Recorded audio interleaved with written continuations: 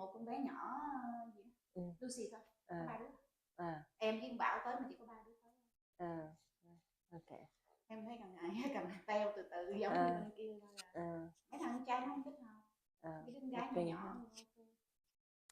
Mình giữ thì đứa nào tới thì tuần sau em phải đi làm thứ Bảy. You done? Ready? Tuần sau đi làm đi. Tháng em làm một ngày thứ Bảy. Okay. Well, good morning. And good morning to everybody on YouTube. I've been away for almost a month, I think. Yeah. So, and we don't have teacher to lead the class from week to week now because I think Jasmara is teaching somewhere else twice a month. So anyway, I'm back and hopefully I will be able to lead the lesson consistently every week. Anyway, so the topic today is meditation and the vagus nerve. So, but before I get into that, I just share my life experience over the last few months, right? So, in the last few months, I get to know 3 people who I know very well who suffered from cancer, right? One is my brother-in-law. The next one, suddenly I learned that my cousin was suffering from cancer and she just passed away 4 weeks ago. And then a close friend of mine, her husband is also suffering from very severe cancer. And I get to think about the lives of these people. And there's something in common in all 3 cases. And they all have very aggressive cancers. The thing in common with them is that they have a strained relationship with their loved one. All 3 of them. So one has a strained relationship with parents. One has a strained relationship with children and wives. And my cousin has a strange relationship somewhat with her siblings. And I got to think that it has to affect these people. The stress of having the strange relationship in our lives has to affect the body function in some way. We know, and this is based on research too, that stress can lead to more than 70% of chronic illnesses combined. And stress does a lot to our body. It can influence the gene expression. Now, what is cancer? Cancer is just uncontrolled growth of cells, right? You have one cell that keep growing aggressively and invades into the surrounding structure. And what makes that cell grow is something to do with the genetic expression of the DNAs. So how does meditation help that? How does meditation help people with cancer? We know that Harvard Medical School sent out an article last December stating that mindfulness meditation helps people with cancer. So there's a lot of research on that. But how? How does meditation help people with cancer? And in some cases, it can reverse cancer. We know of, a real life case, right? Judy and I know about Titong Lai. One of the monks that we knew had a huge tumor in the brain, and he refused chemotherapy and radiation therapy.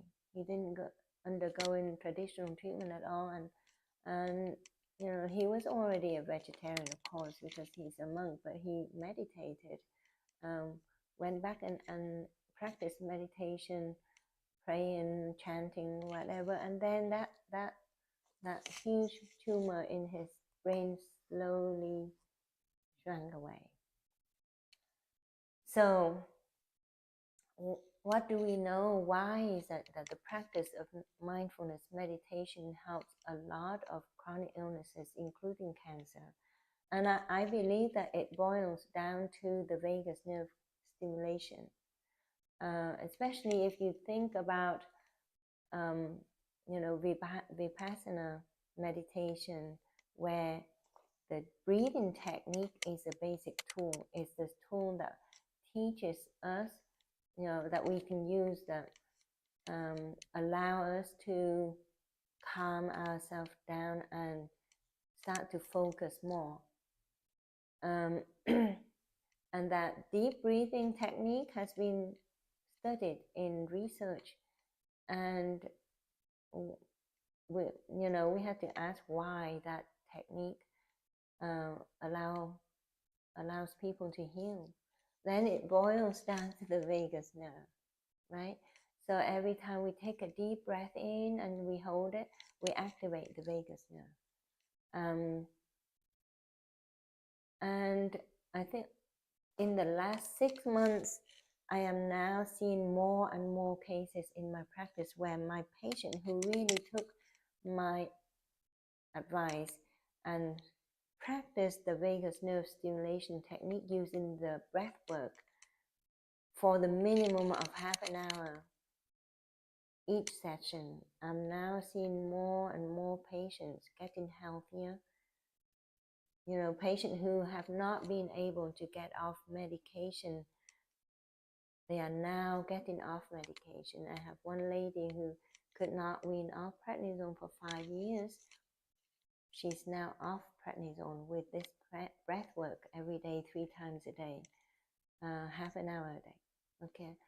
I have another lady who could not wean off prednisone for 10 years. Well, she has a disease that prednisone was the only treatment available, nothing else, until a couple of years ago. And she could not wean a little bit down by 1 milligram. She couldn't even go down by 1 milligram without flaring. And with this breath work every single day, after 3 months, she's now able to cut down to 8 milligrams, but she has more energy. She's now able to work in her yard and don't feel, you know, pain from the activities. So that I have another lady who have been on infusion for rheumatoid arthritis for years, and usually about 4 to 6 weeks before her treatment is due,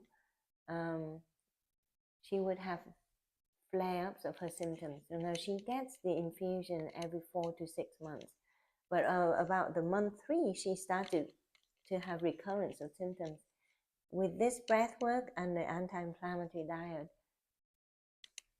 she's now not flaring at all, and it has been like 6 months. So she came in and she said, I don't feel bad. I don't feel like I need this infusion. I said, okay, we're going to stop it. You let me know when you start flaring. I can put you back on it. But and then I have another patient who is really, really, really sick, very sick. And the first visit he came in, I thought, oh my God, how am I going to get this patient better? You know, swollen joints everywhere. I mean, everywhere swollen joint, and muscle tenderness and rashes, and he suffered from severe spasm throughout the day, throughout the night. He had difficulty like sleeping, okay, through the night because of the spasm.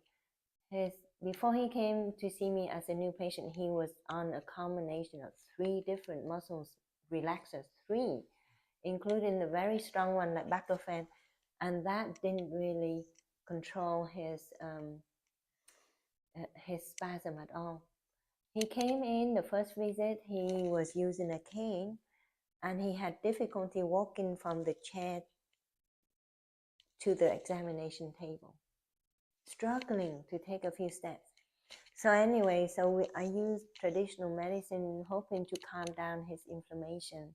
His tests show that he has highly active rheumatoid arthritis. But despite all the treatment, he felt maybe a little bit improvement in his joint symptoms.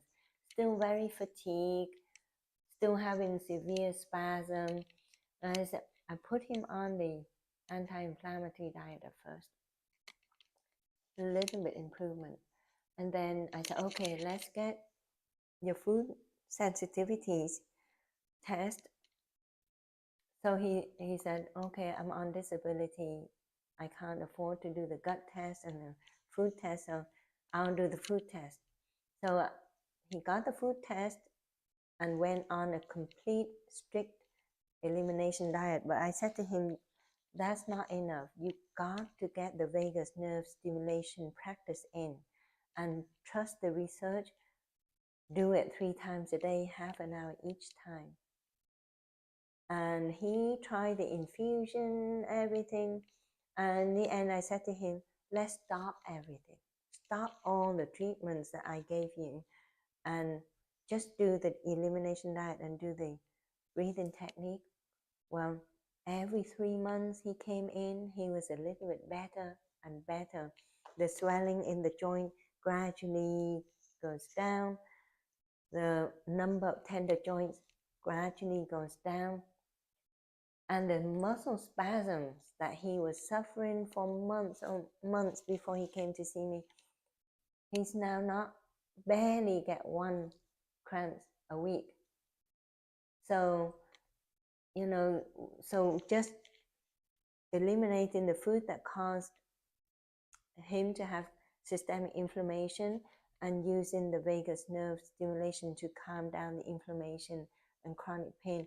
After 9 months, he came in, he was able to get straight out of the chair, walk to the examination table with straight gait, no problem whatsoever. And when he walked out of the exam room, he would just lift up his cane, just held it off of the floor and just walk out. Like I think he was just taking the cane with him just in case. But he is on 0 meds from me. So the vagus nerve is a very, very powerful tool, and Harvard has recommended to all people. So today I want to get back into the breath work. Now, a lot of my patients said, oh, I'm doing it throughout the day. I said, well, if you are doing it, I don't see results. Why is it that I can tell positive improvement in some patients and I don't see positive improvement in others? And I can tell. I ask them, are you doing it for half an hour at a time? And the people who don't have improvement, they're not doing it half an hour at a time. They do 5 minutes, 10 minutes here and there.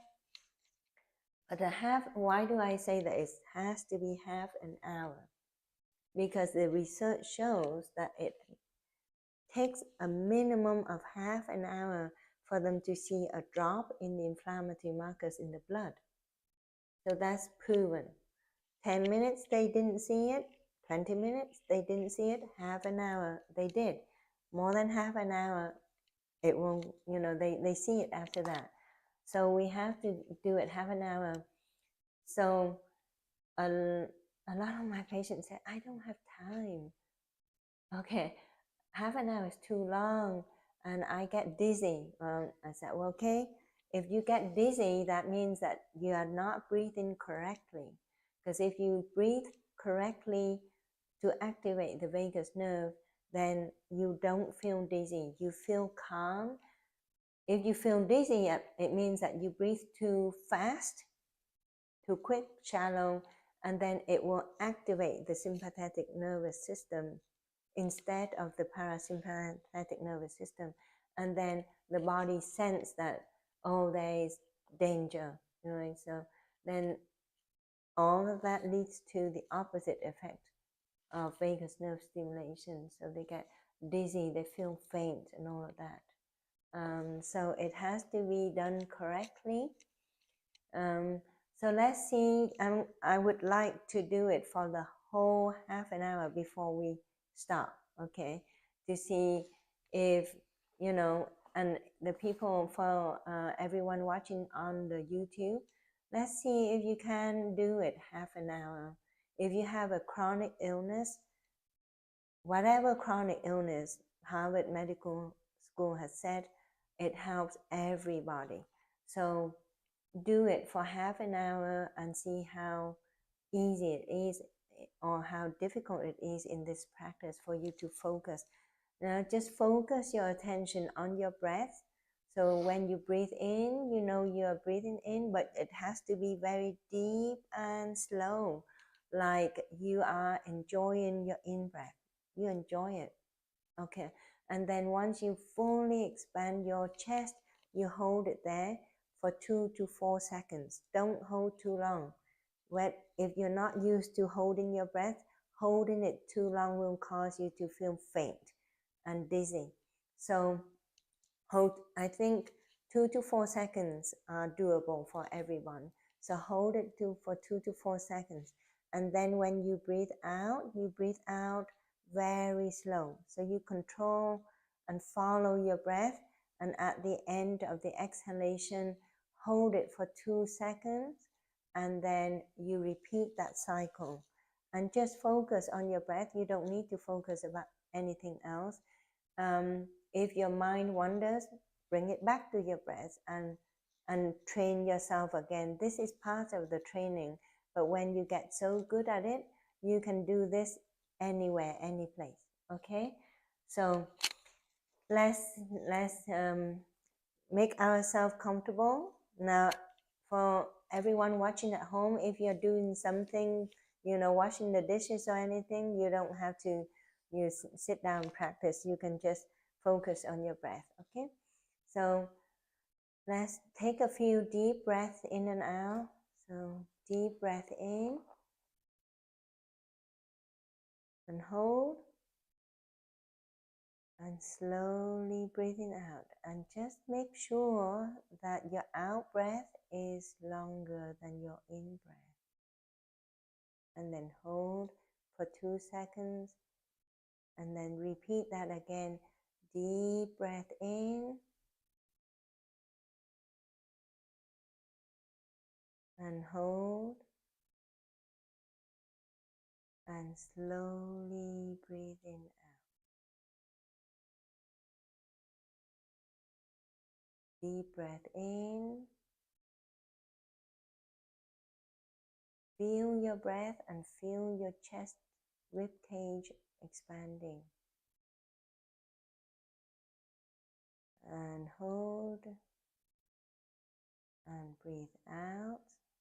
Slowly, slowly, slowly. And hold. Deep breath in.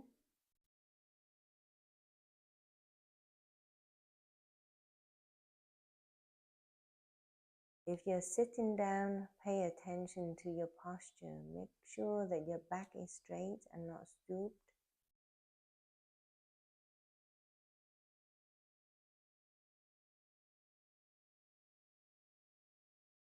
So follow your breaths. Deep breath in, slow, slow, slow. And hold. 1, 2, 3, 4. And breathe out. Slow, slow, slow, slow, slow. Hold. 1, 2. And repeat. Deep breath in.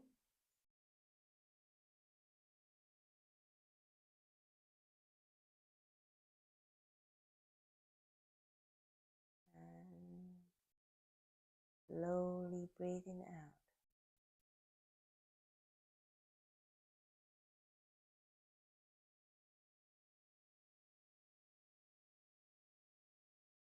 And continue that pattern of breathing. Make sure you breathe in slow. It doesn't have to be for a count of 4. If it is for the count of 6 or 7 or 8, according to your own pace, that's even better. So slower your breath, the better it is.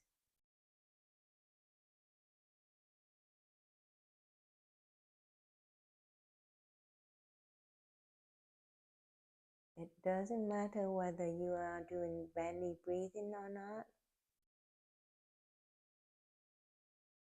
That belly breathing will come when you are good at focusing on your breath.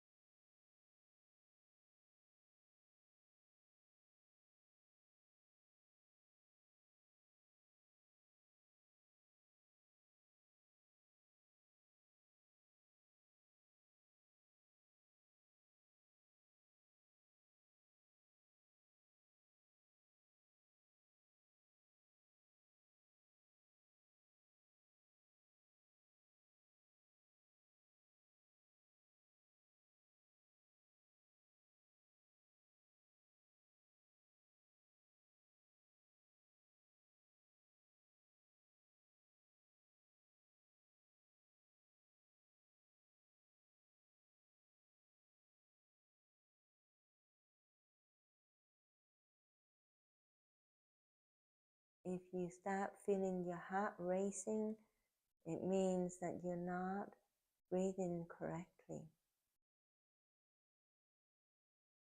So bring your attention back to your breath and control your breath so you can breathe slower.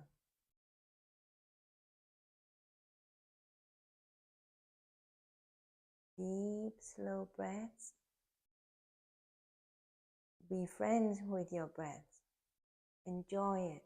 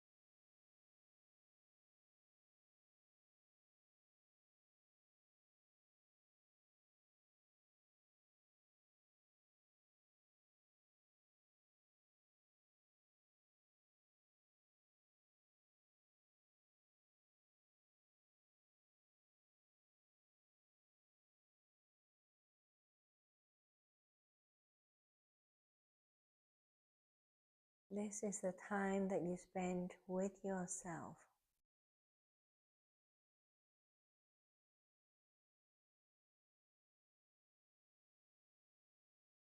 You spend your time with your breaths.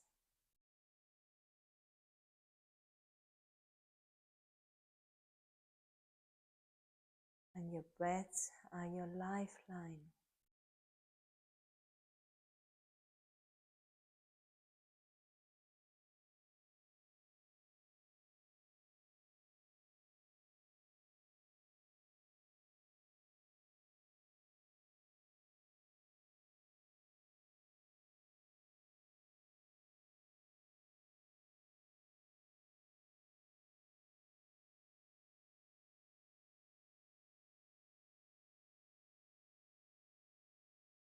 Your awareness is with your breaths at the moment.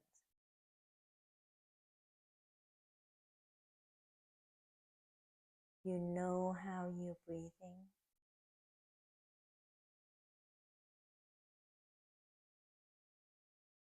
You are aware whether your breaths are slow and deep,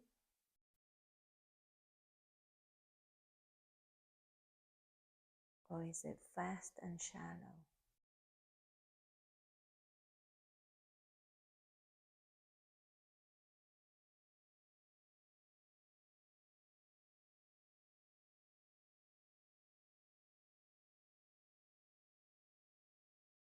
This is the time that you give to yourself to heal.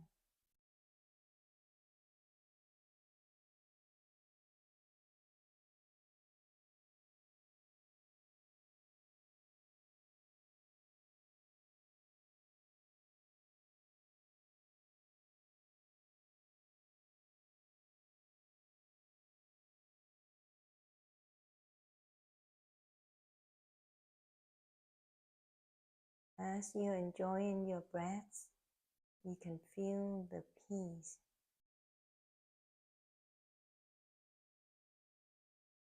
And you can feel your body relaxing.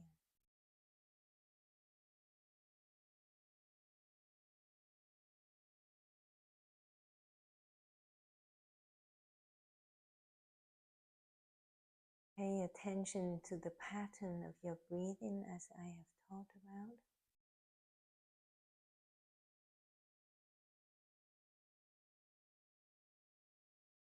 Deep and slow breathing in, hold, and slowly breathing out and hold.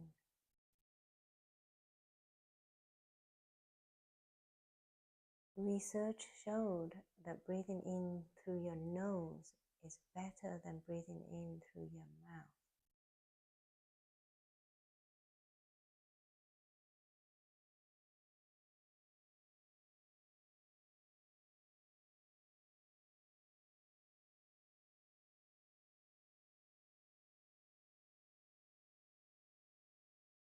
Return to your breaths if your mind wanders.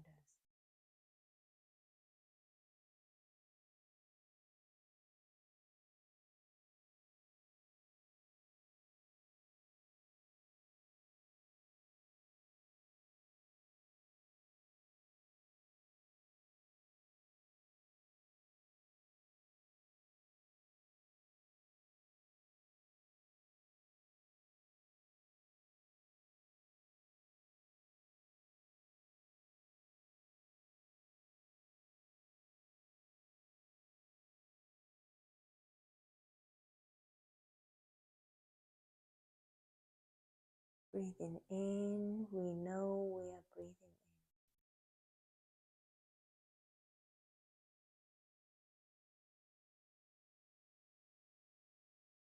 in. Breathing out, we know we're breathing out.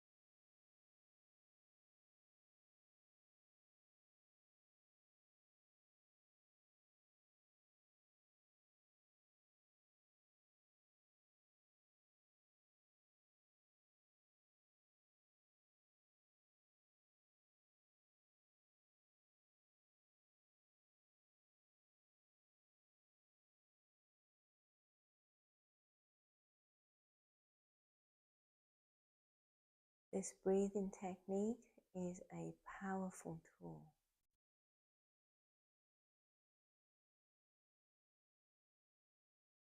But if we practice it every single day, it's going to improve our health tremendously.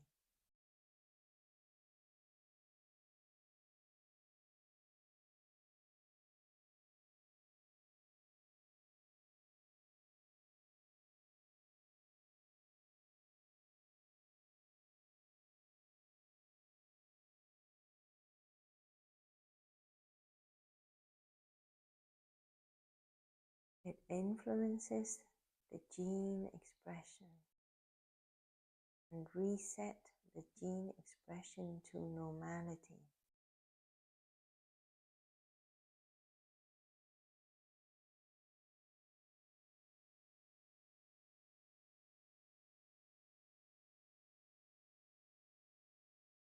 So it is very worth it if we invest our time and effort into practicing it.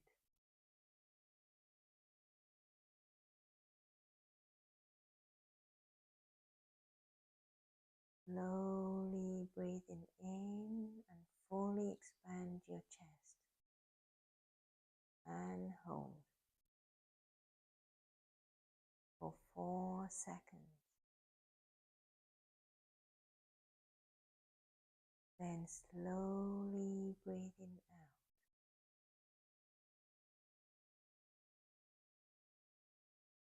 The slower your out breath, the more sustained the vagus nerve stimulation is.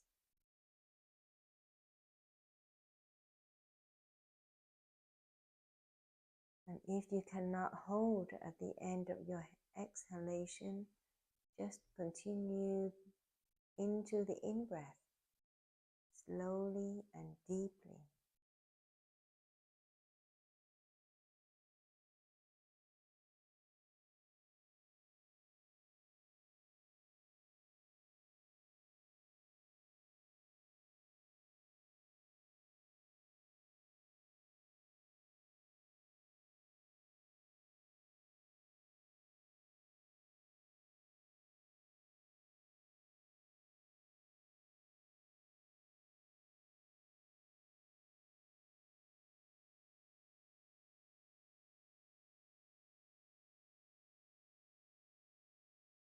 The normal breathing rate in the human body is about 8 to 12 breaths per minute.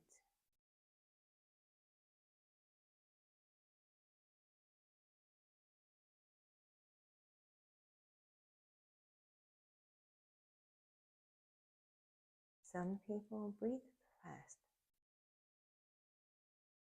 and their breathing rate could be 16 or more per minute.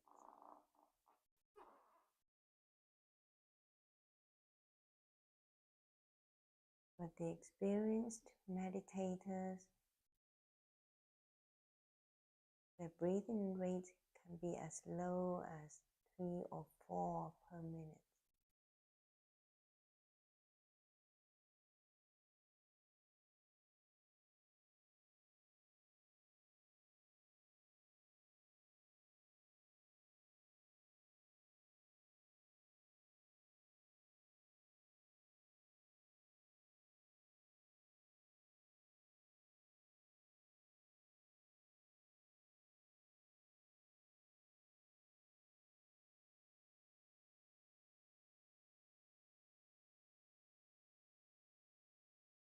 The faster you breathe, the higher your breathing rate, the shorter your lifespan.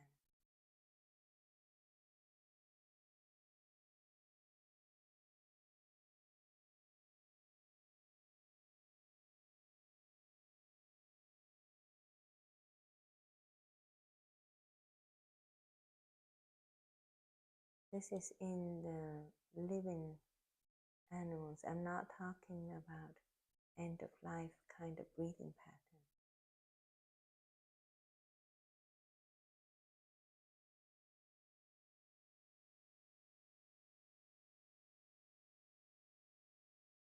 Deep breathing in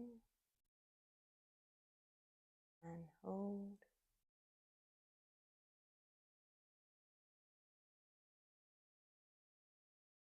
Slowly breathing out and hold.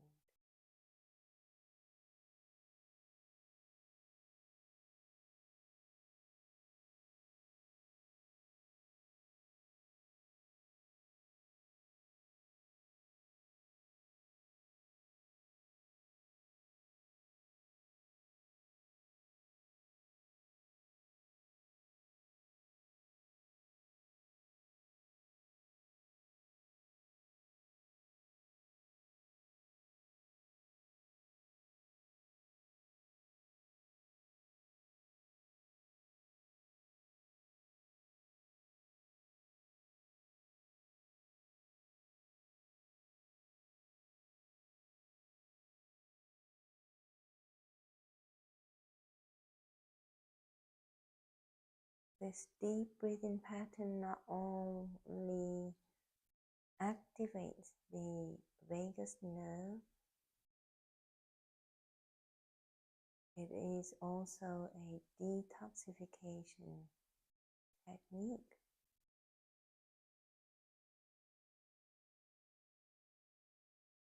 Because we take in much more oxygen per breath,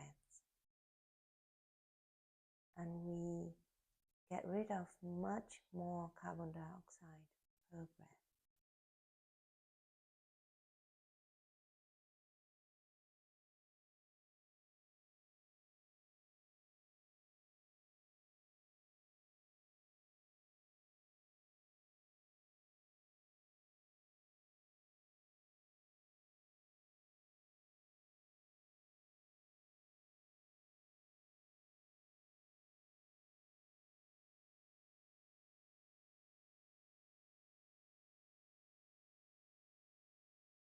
Deep breathing in, I know I'm breathing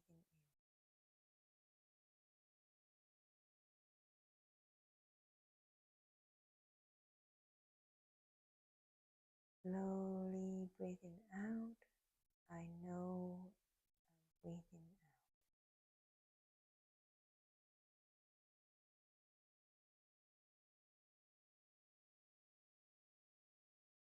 out. I am mindful of my breaths.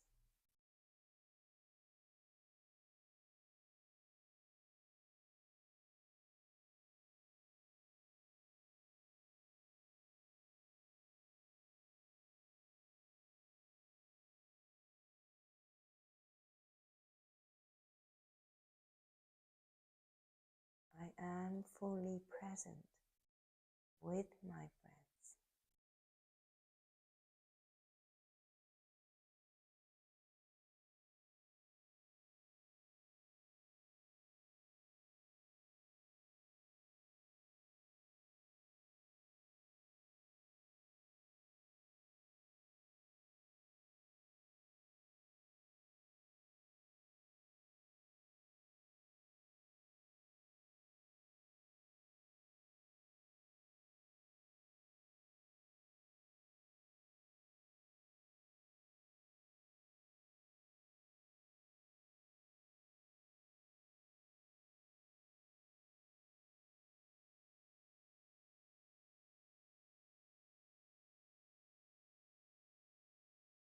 If you're sitting down and you feel that your legs are numb, you can change your position as long as you are following your breath.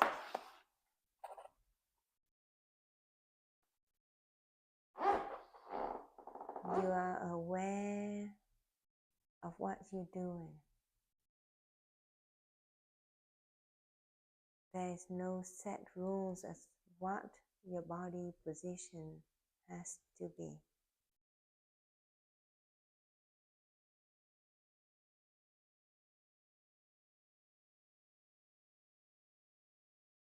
But it is important that you feel comfortable in whatever position you assume.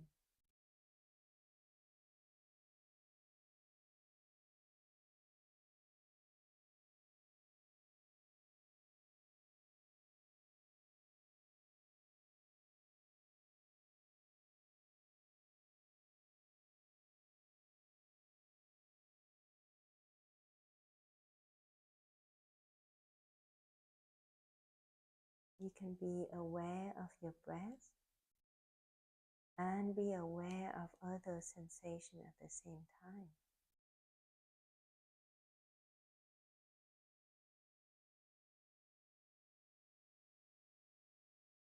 So as I breathe in and out deeply,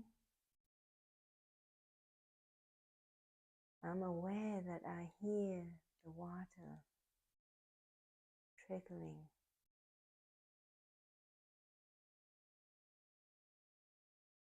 Or the bird chirping.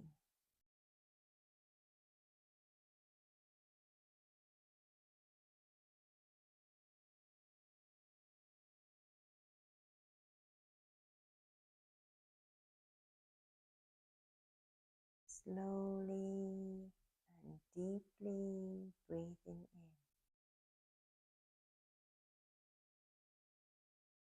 Be aware of your chest rising and collapsing.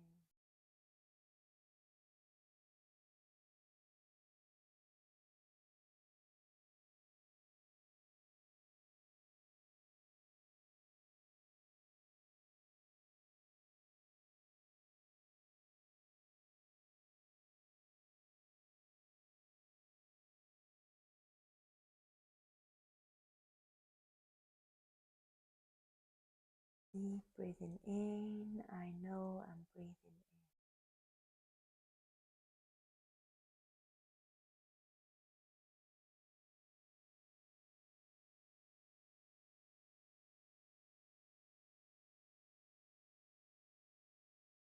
Breathing out, I know I'm breathing out. Holding my breaths, I know I'm holding my breaths.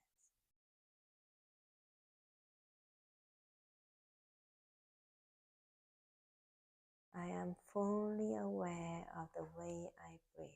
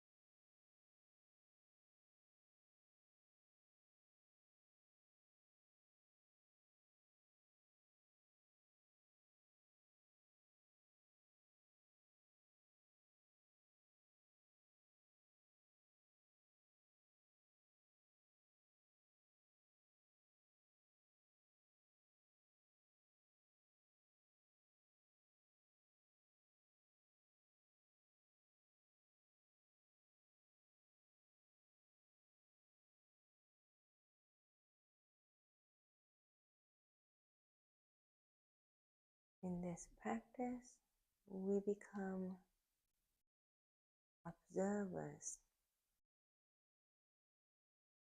of our bodily action.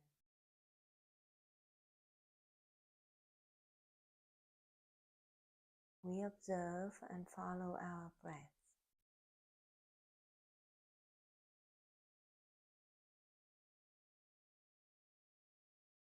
We observe to know whether we breathe in correctly or not,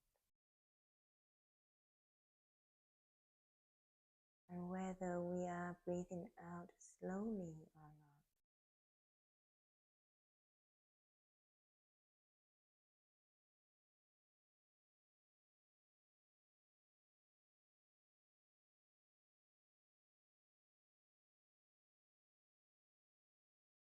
And we don't allow thoughts like, I cannot do it, or it's so difficult.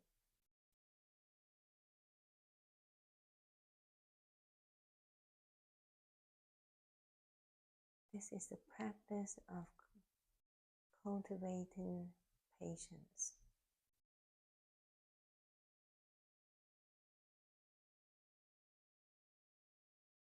and compassion.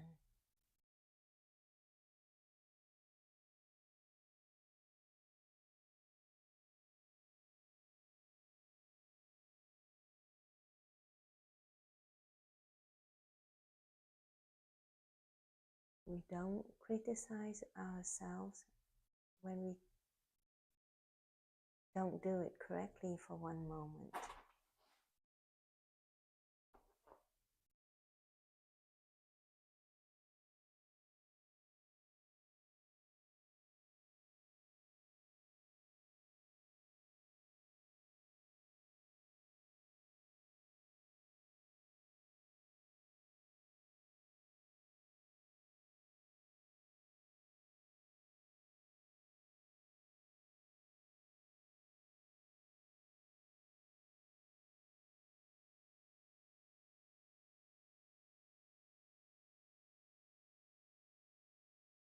this breathing technique is medicine.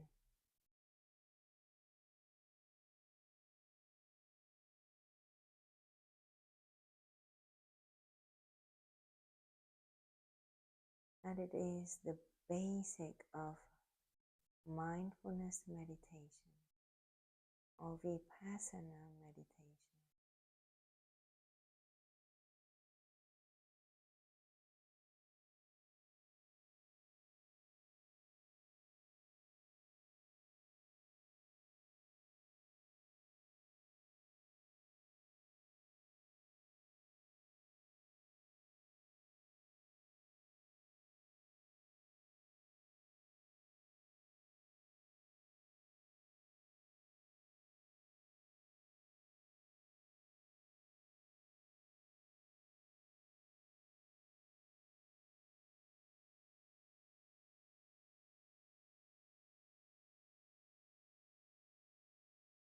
Deep breathing in and hold.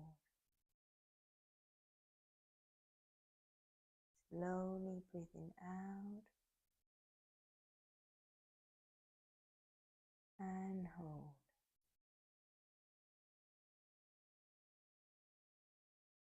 You can tell yourself that as you breathe.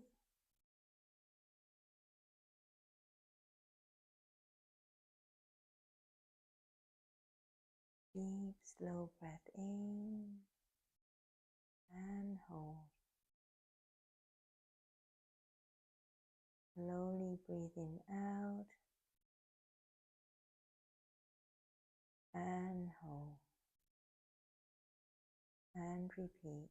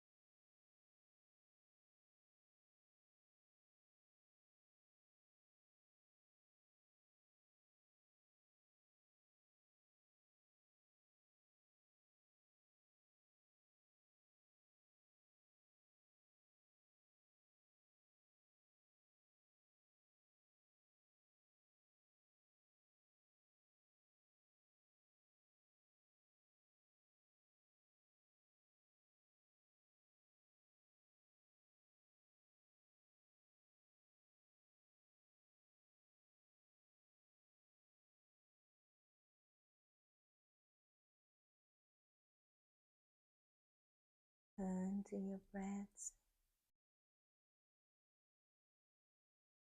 and return to this present moment.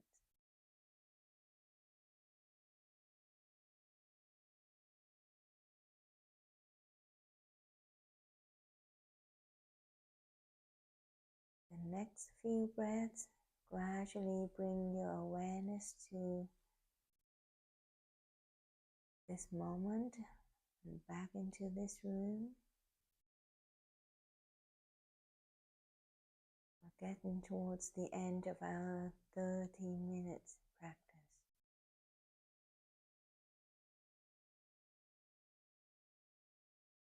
You can start moving your fingers and toes. Move your shoulders, adjust your back and hips if you would like to. And slowly open your eyes.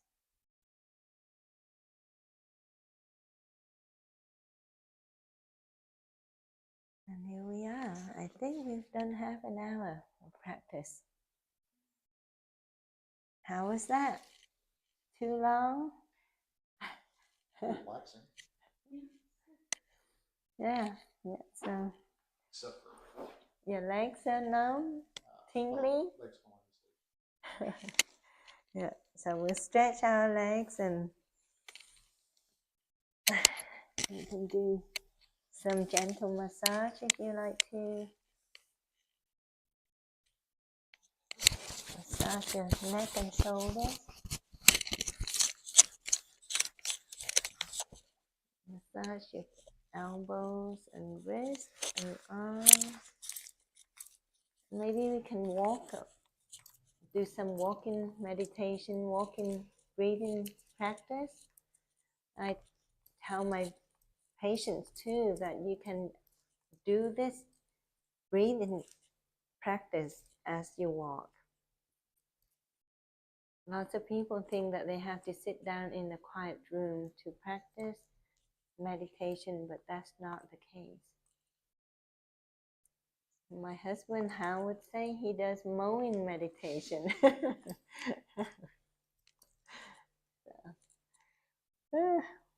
Okay. Okay. I think my legs are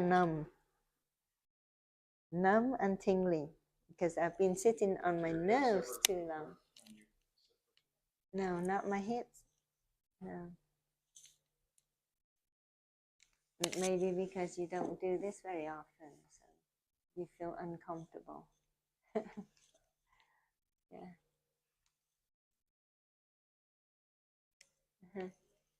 Yeah. But this, in order to lower your chronic pain and inflammation, the practice has to be half an hour or more. And you do it every single day, your chronic pain will gradually come down. And that's proven by research. So, okay, well, why don't we stand up? We'll do a few rounds of walking meditation. So, I'll use the bell intermittently just to remind us to bring our attention back into our breath. So this is a practice of bringing awareness to our posture too and to our steps. So you try to enjoy your walking, enjoy your steps, and just walk slowly and focus on your breath, okay? Use the same technique, deep, slow breath in, hold 2 to 4 counts and slowly breathing out. And hold for 2 counts and repeat, okay? Let's start.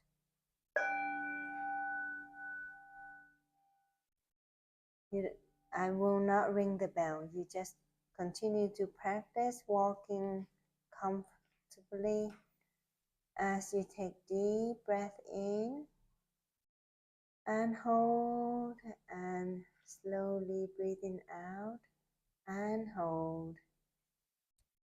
You can take one step up with your in breath and the other step up with your out breath. Deep breath in and hold, and slowly breathing out and hold. And pay attention to your breaths, your steps, and your posture as how you walk.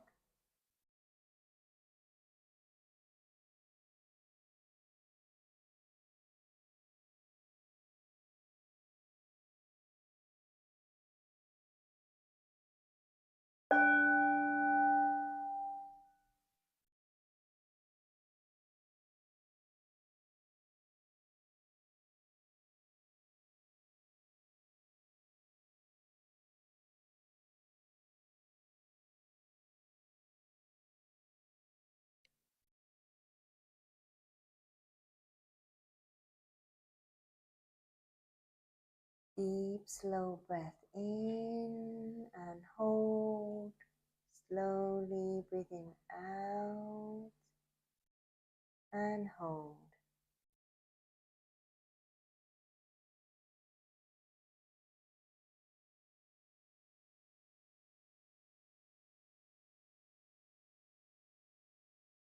Step up with your in-breath and step up with your out-breath with alternate foot.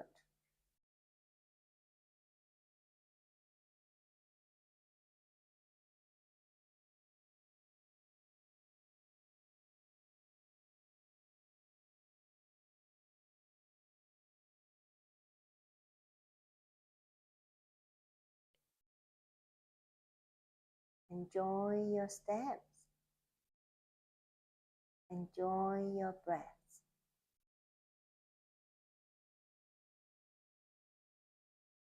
You are fully here with your body.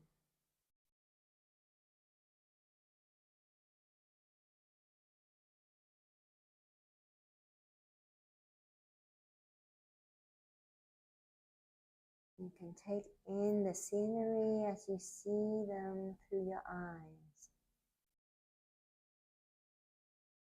As you take deep breaths in and out.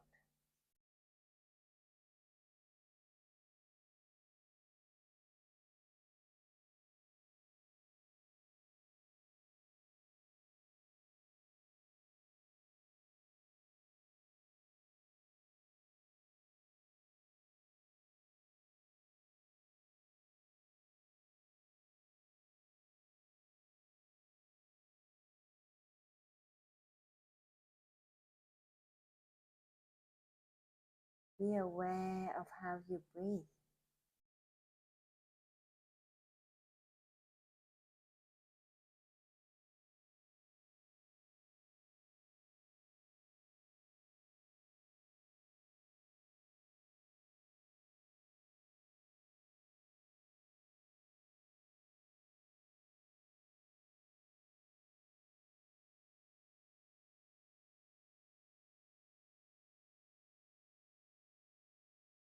You can take 2 steps with 1 in-breath or 2 steps with 1 out-breath, and that's okay also.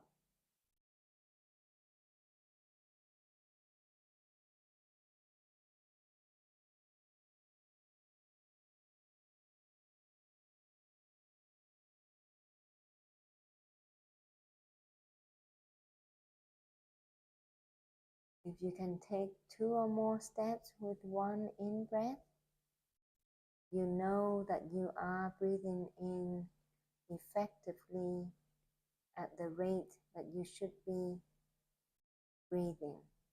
That means slow breaths. It's slow enough for you to take 1 or 2, well, more than 1 steps at a time.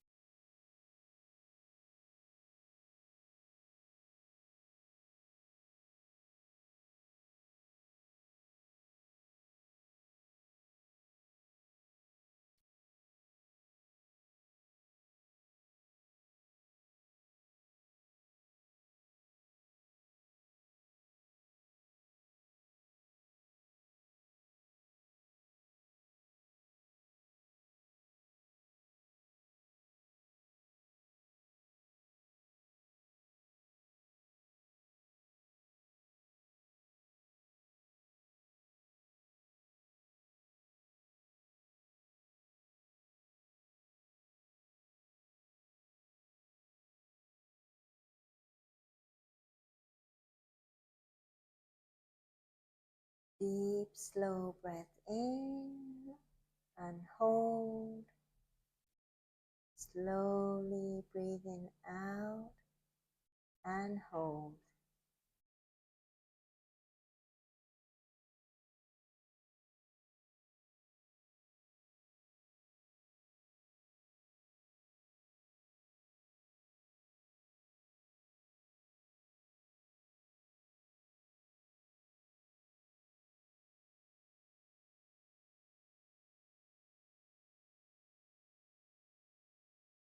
As we are doing this, lots of changes are going on in our bodies.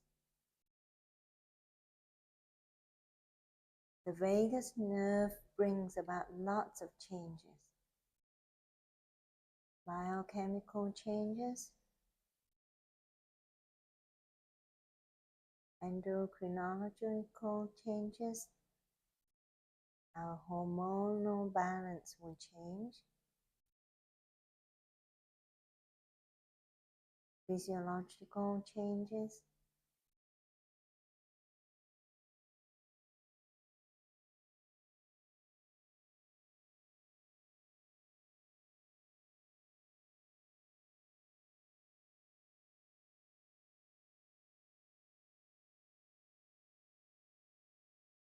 and all those changes will bring about greater health and lots of health benefits.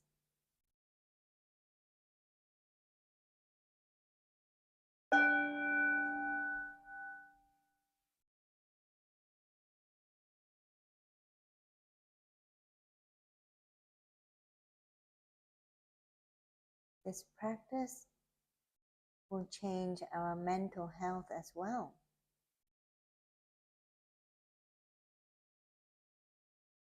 As the changes in our body will lead to improved mood.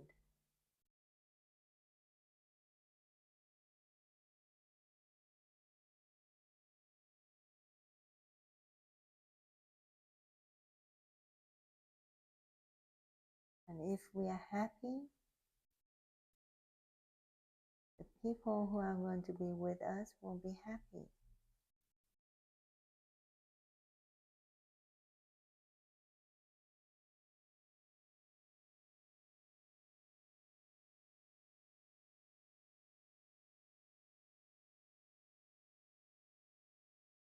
Deep breathing in and hold.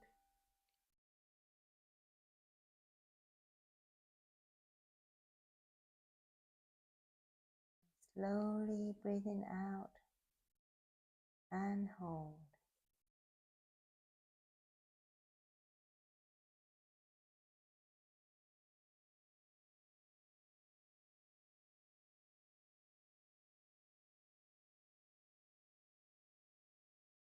We enjoy every step.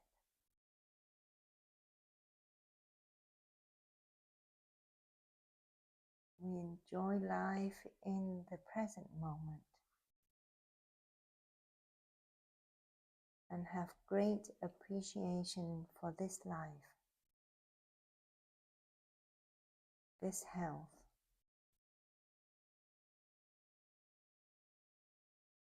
This breath.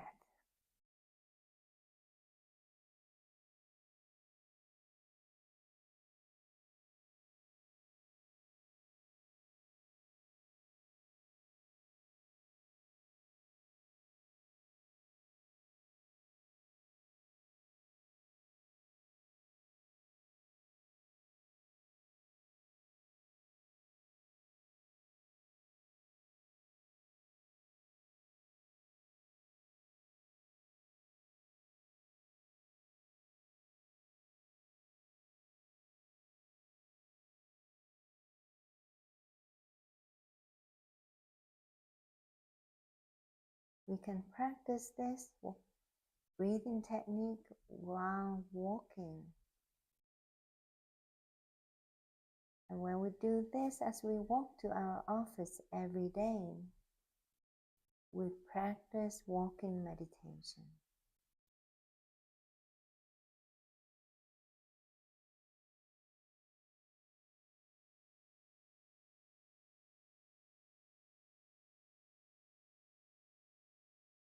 Sometimes at work, when I remember, I practice this walking from my office to the front desk, or from the front desk to the patient room.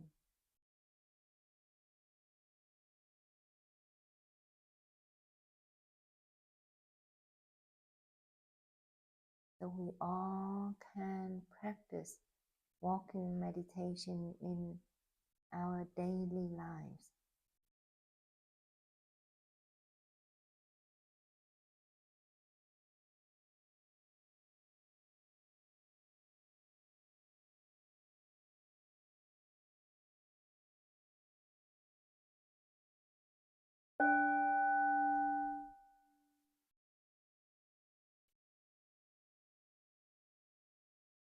Deep breathing in and hold, and slowly breathing out and hold.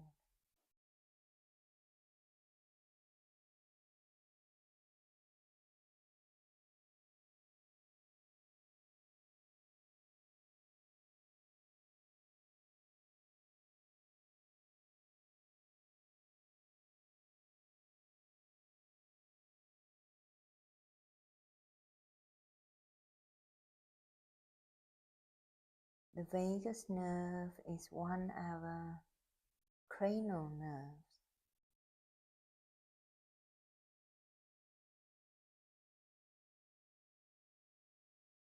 It's a very long nerve that goes from the brainstem down to the abdomen.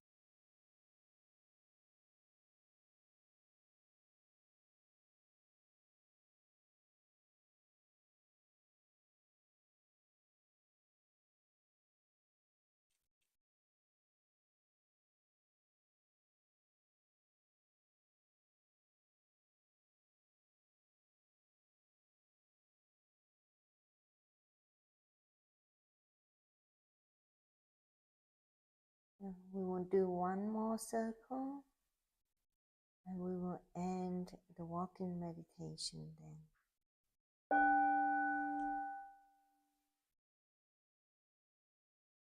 Deep breath in and hold, and slowly breathing out and hold.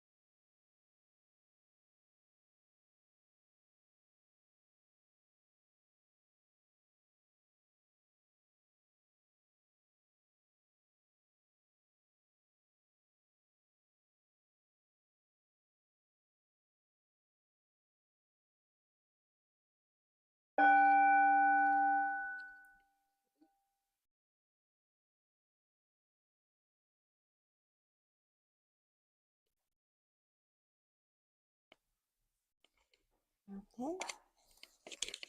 Now,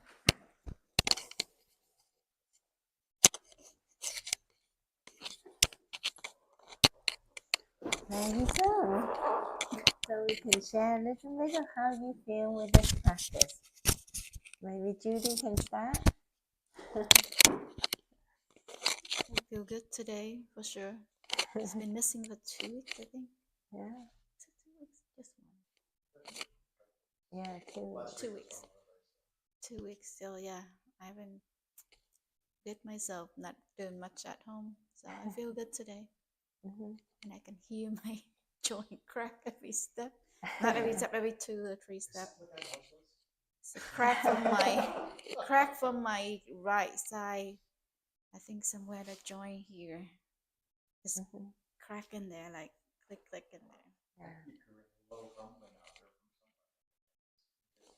Mm-hmm. I thought this was the walking. The walking was more relaxing than sitting. The walking? Yeah. Yes. You can hear me. You can hear me. Yeah, I think the walking was more relaxing than the sitting, and it was easier to control the breathing. So that's the ticket. Only meditation and breathing. Yes. So, like we know our bodies best, so meditation can be done in any position, and right. So, if sitting meditation is not comfortable for you, you don't have to do the sitting meditation. You can do the walking meditation or standing meditation. When you stand at the kitchen sink doing the dishes, you can do that. Or you can, when you stand up doing something, I don't know, exercise, you can do that too. I think your heart rate slows down too. Yes, it does. The vagus nerve slows down the heart rate, lower the blood pressure. So I have a patient who, I think she's on 2 or 3 blood pressure pills. And since she started doing this every single day, her blood pressure is now low. Like low. I said, oh, okay. It's 90 something. So I said, now is the time you are going off medication now. Going off one at a time and monitor your blood pressure, and this is how your body heals. People are afraid of getting off medication. Oh, what happened? But your vagus nerve is the most powerful medication that you have. This thing, the vagus nerve. How did they discover it? They do a lot of research. I think Harvard, Stanford, and many other universities are doing research on the vagus nerve. If you put the vagus nerve term in the PubMed, you see so many research articles. We have articles showing vagus nerve stimulation helping to lower the disease activity in lupus and rheumatoid arthritis. But lots of different fields are looking into the vagus nerve stimulation, neurology, GI. They know now the vagus nerve improve our gut microbiome, and it improves the immune system in the gut. So the majority of our immune system, the organs, the lymphoid system, the lymph nodes, the majority of our immune system is in the gut. But the gut has a huge surface area, huge. If you spread the gut out, the surface of the inner surface of the gut, yeah, from here, from the mouth down to the anus, if you spread it out, it's huge. I forgot. I'll get the number for you, but more is many more times the overall body surface area. And so if your gut is unhealthy, your immune system is unhealthy. If your immune system is unhealthy, your defense mechanism is weak. So then you cannot fight infection. Then you get infection ongoing in your body that causes illness, right? Yeah, right. So if you build up a strong immune system, then your health will improve, because whatever foreign bugs come in, your immune system will fight it, engulf it, kill it, and then you don't get sick. But if your immune system is weakened, you get sick with sinusitis, bronchitis, skin infection, UTI, diarrhea, GI infection, and then you go to the doctor and you get antibiotics. And then antibiotic destroy your gut microbiome, and then that weaken your gut health, and then your immunity is even further weakened. And so take my dad's example, he was hospitalized twice in the span of 3 months. But the second hospitalization was the worst. Why? Because the first hospitalization, he was treated with IV antibiotic in the hospital for many days for pneumonia. That weakened his immune system so much that by the time the second time he got admitted, he got sick rapidly like this. Within 24 hours, he went from normal functioning to being septic and hypotensive and delirious. He's elderly, so when it goes bad, it goes bad. But that, then I have to quickly help him to build up his immune system. I gave him high dose probiotic, because the IV antibiotic days after days for 2 admissions just destroyed his gut microbiome completely. So he had to take high dose probiotic, and I gave him, natural supplements that boost his immunity. We know now that those products take time to build the immune system. They say on average 2 to 3 months. Well, exactly after 3 months, suddenly he became so much better. And we didn't think that he would have the health to make another trip to Vietnam with long flights, 13 hours flights, right? But by 3 months, he was all better. He made the trip to Vietnam. Not only that, during the time he's in Vietnam, he has traveled to different cities and doing different things. No infection, no pain. So as we get older, it's very important to get our immune system strong and make sure that we have adequate nutrition. Those that are the 2 keys that allow us to be healthy. Not enough nutrition get you sick. Not strong enough immune system get you sick. And control your stress, because stress can lead to cancer. If you eat adequate nutrition and you have good immune system, but you have stress all the time, the stress will weaken your immune system. So I think those are the 3 keys. Manage your stress, make sure you have adequate nutritional intake, and make sure you have good immune system, good strong immune system. You'll be healthy. All right, so it's time now. So to everyone watching us on the YouTube, we welcome people to the center anytime. So our center's name is Nirodha, as you know, if you follow our YouTube, and you can find our address online. But